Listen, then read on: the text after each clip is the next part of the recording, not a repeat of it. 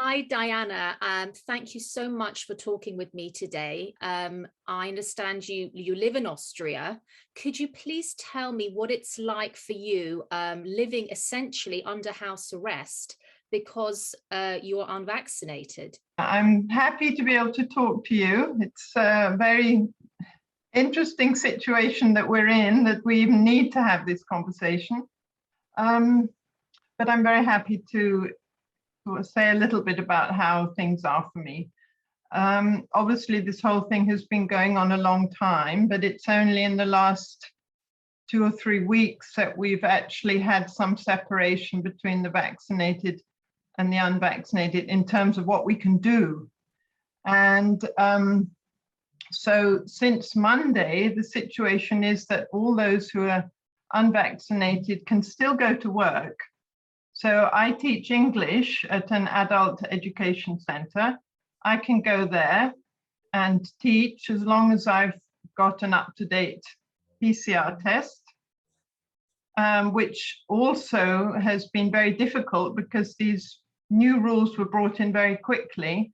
And as I think over 30% of the Austrian population are not vaccinated, there was an enormous rush on just crazy people trying to get hold of these tests.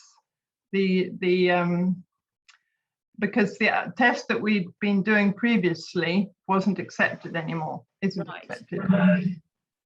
What was the test you were doing previously? Well, we were doing a home test. It's the antigen test. Exactly. Yeah. Okay. We could do that at home until quite recently. Right. Now that was allowed, but it had to be at a test center, which of course is more complicated, but that's a possibility. But now it's only the PCR test is accepted. And can I ask you, is that you have to pay for, pay out of pocket? No, we don't have to pay, no. But it's difficult to get it done. We're still able to get appointments at our local chemists. They do it, but you have to wait about a week or 10 days for an appointment. And now they've made packets of 10 of these tests in a plastic bag, which you can pick up at our some of the local supermarkets.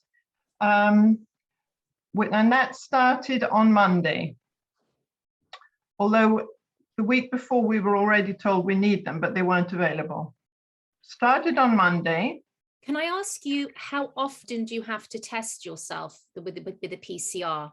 PCR is 72 hours. It's valid for. Okay, well, my situation is that I teach at this adult education center on Mondays and Tuesdays. So we haven't quite figured it out yet, but basically I can do a test on Saturday and hand it in. I'll be lucky if I get the results by Monday morning. At the moment, people are not getting the results even. Right. Should be 24 hours. So if I do it on Saturday, it should cover me for Monday. Then on Monday, I would need to hand in another test to cover me for Tuesday. But we don't know yet if it'll work. So it's essentially every time you go into work, you have to present a new PCR test showing that you're negative in order to... Right, unless it's for 2 days. You might be able to every other day if you're going in every day. Right. Because of the 72 hours. Yes. But the problem is that the results are not being sent out quickly enough. Right. And so we got a new rule last night that if you haven't got your results, then you have to go to the test center and get the other test,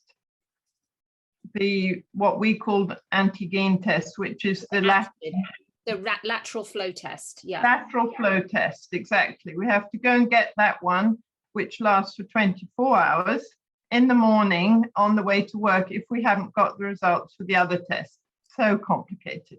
It is very complicated. Now, could you tell me, Diana, what is it like for you essentially to only be able to go out for work and then you have to come back home? I mean, essentially, it's just the essentials that you can... Essentials, we can go, it's really, really strange. When I walk through our local town after teaching on Monday and Tuesday, and I saw all the shops open and people going in and out, and I knew I couldn't go in. That is just It's awful. so weird. It's a very strange feeling. And before we weren't allowed to go in the shops, we were already basically banned, not allowed to go to cafes and restaurants. That was started a couple of weeks before.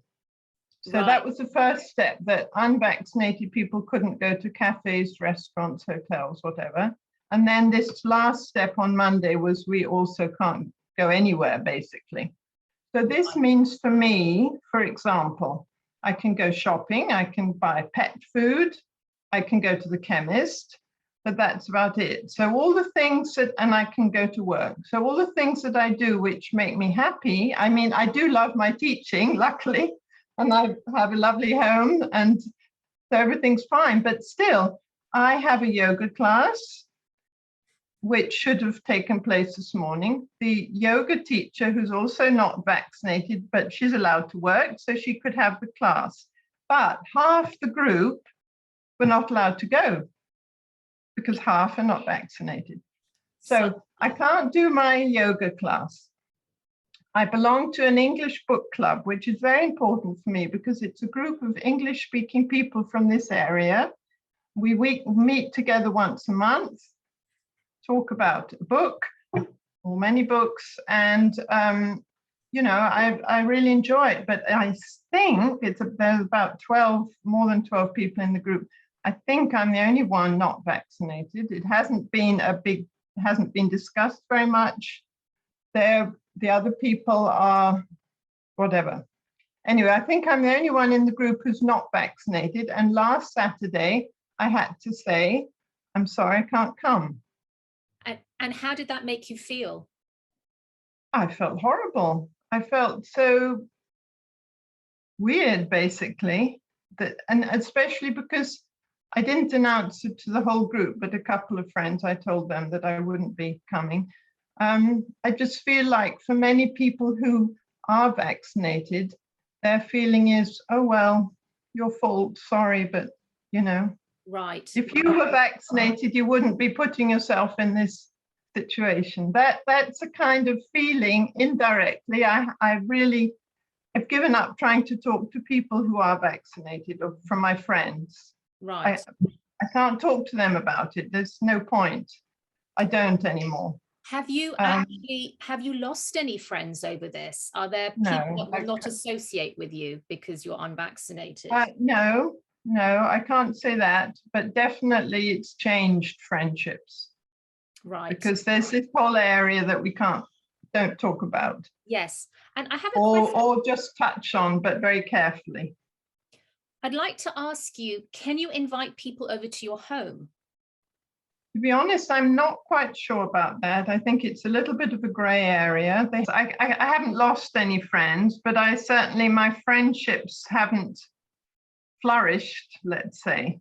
Yes. And like in this book club, I think I do need to address it in that group of people. I do need to say something because I just feel horrible. I feel like I've been kicked out of the group, although no one has said that, of course.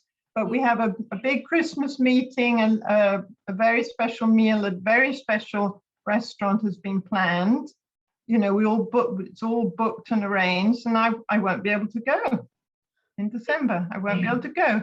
And also my 3 grown-up children, they're all in their 20s, they're all vaccinated. Okay, we've had plenty of discussions and we're managing to handle our difference of opinions, but it's not easy. But 2 of them sing in choirs and they have Christmas concerts, which we were looking forward to going to. We won't be able to go. This is, yes. So these are the things, and I realize these are all the special things that bring you joy. And that's what we're being banned from doing those things. Yes, I mean, this takes coercion to a whole nother level. It's essentially you are being denied your basic civil liberties to enjoy life, essentially, and to go about your day-to-day business. Can I ask you, are you so you mentioned supermarkets, so obviously you can go out for shopping for food. But Yes. what about like a department store for clothing, shoes? What about that? No, So you can't nothing. buy, so you have to just order online if you have that. Exactly. We would, yes, yes, Right, right. yeah. And what about accessing healthcare if you're ill or you I, want to go see a doctor? I don't know how that is. Like, I heard an account of somebody who went to the doctor and was asked to wait outside because they weren't vaccinated.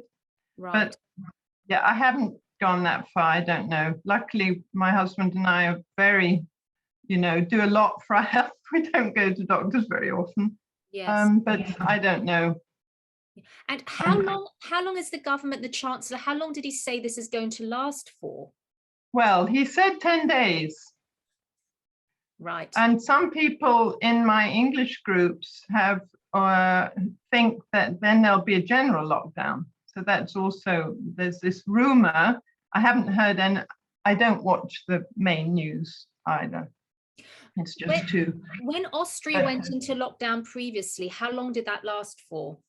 Oh gosh, months and months. Months and months. Well, the last one we had started on the 24th of December and went until Easter almost. I can't say exactly, but it was very long last winter. Similar to the UK, it was Yes, very long. Quite similar, yeah. Would you say, Diana, that essentially you're living in a medical apartheid society? It certainly feels like that. And that's very scary. It's, frightening to think about it.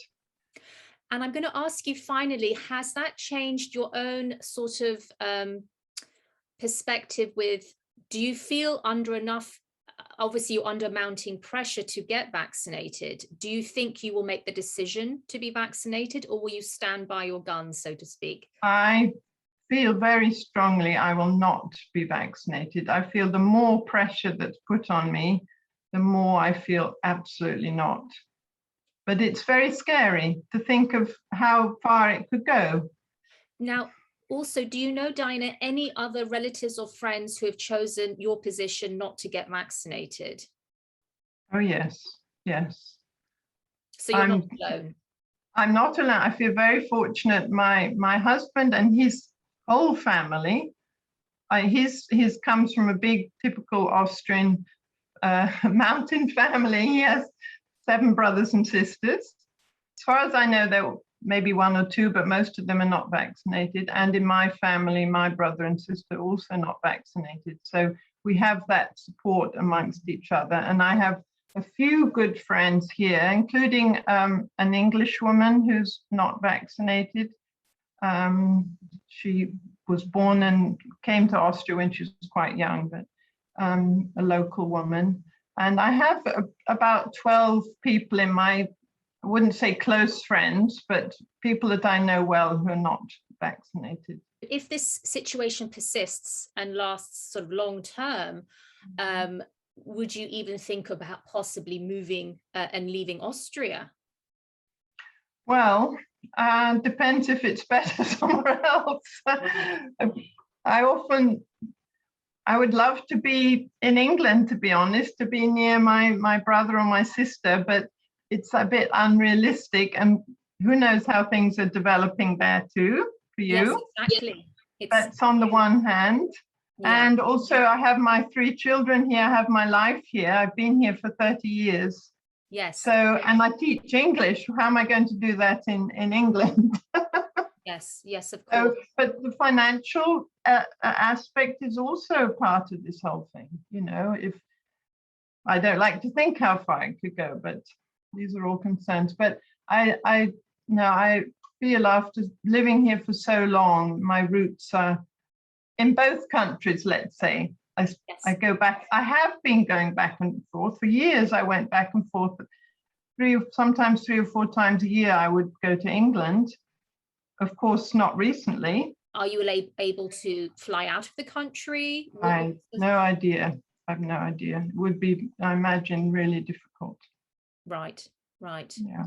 Well, thank you so much, Diana, for taking the time to talk to me today. I really appreciate it. My pleasure. Yes. And I think, the other side, what you're going through. Many like you said, about 40%, I understand, of Austrians I think 35, officially 35%, yeah, and are, not.